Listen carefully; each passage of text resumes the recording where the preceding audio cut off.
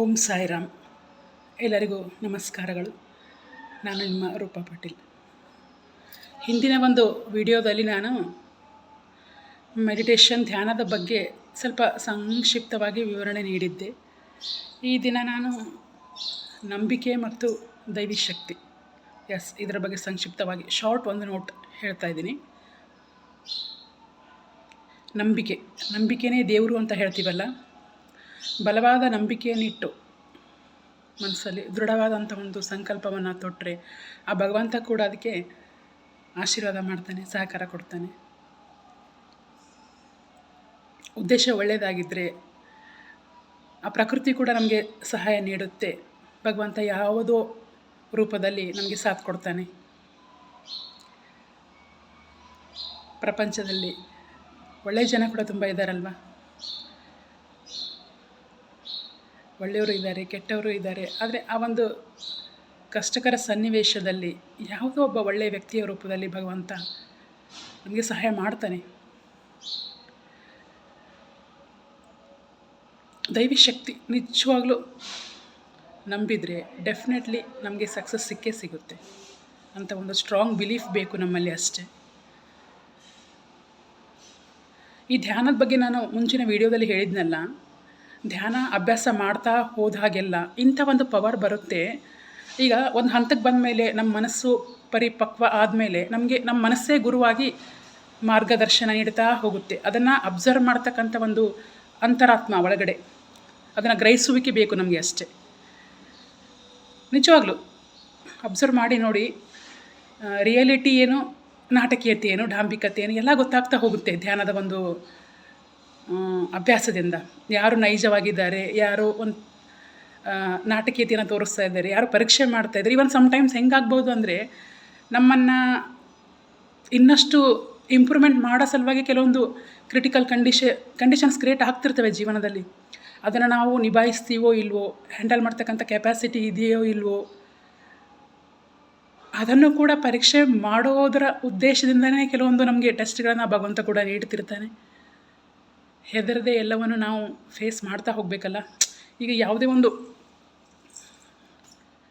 ಆ ಒಂದು ಸ್ಥಾನನ ನಾವು, ಆ ಒಂದು ಯೋಗ್ಯತೆನ ನಾವು ಪಡಿಬೇಕಾದ್ರೆ ಸಾಮಾನ್ಯ ಅಲ್ಲ.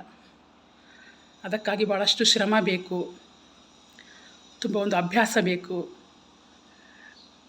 ಈ ಆಧ್ಯಾತ್ಮಿಕ ಪುಸ್ತಕಗಳ ಒಂದು ಅಧ್ಯಯನ ಕೂಡ ಕಷ್ಟಕಾಲದಲ್ಲಿ ದಾರಿದೀಪ ಆಗ್ತವೆ, ಕೈ ಹಿಡಿದು ನಡೆಸ್ತವೆ.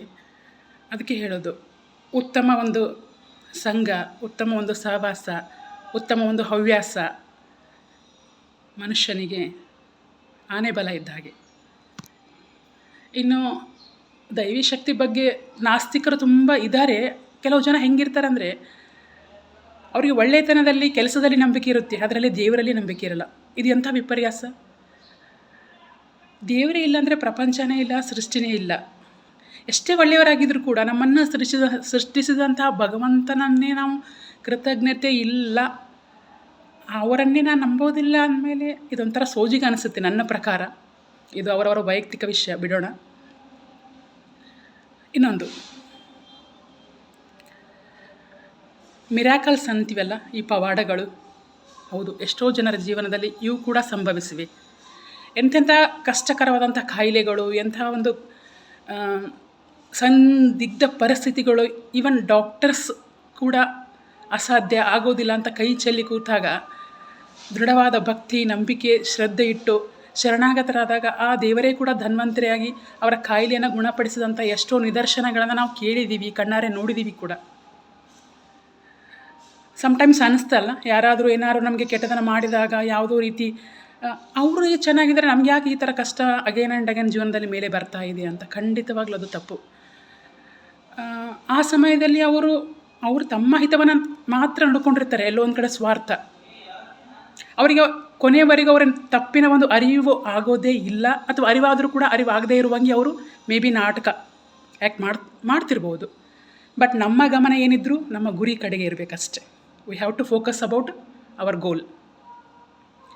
ನಮ್ಮ ಉದ್ದೇಶ, ನಮ್ಮ ಗುರಿ ಸಾಧನೆಯೆಡೆಗೆ. ಸಕಾರಾತ್ಮಕ ಚಿಂತನೆ, ಪಾಸಿಟಿವ್ ಅಫರ್ಮೇಷನ್ಸ್ ಮೈಂಡಿಗೆ ಕೊಡೋದು, ಸಕಾರಾತ್ಮಕ ಯೋಚನೆ, ಆಮೇಲೆ ಪ್ರಾರ್ಥನೆ. ಇಷ್ಟು ಪವರ್ಫುಲ್ ಇದೆ ಇದು ಒಂದು ಪ್ರೇಯರ್. ಇನ್ನೊಂದು ಹೇಳ್ತೀನಿ, ಧ್ಯಾನದ ಬಗ್ಗೆ ಹೇಳಬೇಕಾದ್ರೆ ನಾನೊಂದು ಹೇಳಿದೆ ನಿಮಗೆ, ನಿರಂತರ ಸ್ಮರಣೆ ಅಂತ ಹೇಳಿ. ಮನಸ್ಸಲ್ಲಿ ಸದಾ ಆ ಭಗವಂತನ ನಿರಂತರ ಸ್ಮರಣೆಯನ್ನು ಅಭ್ಯಾಸ ಮಾಡೋದ್ರಿಂದ ಓವರ್ ಥಿಂಕಿಂಗ್ ಅಂತೀವಲ್ಲ, ಅತಿಯಾಗಿ ಯೋಚಿಸೋದು, ಈ ಇತ್ತೀಚಿನ ದಿನಗಳಲ್ಲಿ ಸ್ಟ್ರೆಸ್ಸಿಗೆ ಮೇನ್ ರೀಸನ್ ಆಗ್ತಾ ಇರೋದೇ ಓವರ್ ಥಿಂಕಿಂಗ್.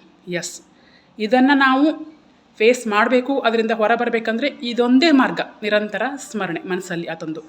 ಇದರಿಂದಾಗಿ ಅನಗತ್ಯ ಯೋಚನೆಗಳು, ಅನ್ನೆಸರಿ ಥಾಟ್ಸ್ ಮೈಂಡಲ್ಲಿ ಎಂಟ್ರಿ ಆಗೋದಕ್ಕೆ ಸಾಧ್ಯನೇ ಇಲ್ಲ.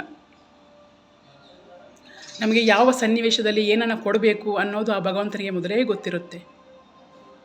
ಧೈರ್ಯ, ಆತ್ಮವಿಶ್ವಾಸ, ಆತನಲ್ಲಿ ದೃಢವಾದಂಥ ಒಂದು ನಂಬಿಕೆ, ಇಷ್ಟು ನಮ್ಮಲ್ಲಿದ್ದರೆ everything is possible in your life. Thank you.